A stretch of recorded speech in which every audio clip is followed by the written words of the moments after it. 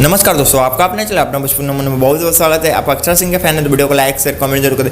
अच्छा, हमको सिखा रही है। अक्षरा सिंह का मूवीज का फर्स्ट लुक आ गया, जो कि मूवीज का नाम है बाबुल कर दे विदा आज तू प्यार से। काफ़ी बेहतरीन मूवीज ये होने वाला अक्षरा सिंह, जो कि नम्रता है मंजुल ठाकुर, अर्पुन गोतिया, मोनिका सिंह। निर्देशक है मंजुल ठाकुर, लेखक है अरविंद तिवारी, संगीत है ओम झा। जो कि काफ़ी बेहतरीन अक्षरा सिंह ये मूवीज आ रही है, देखने के बाद दिल छू लेगा ये मूवीज अक्षरा सिंह का।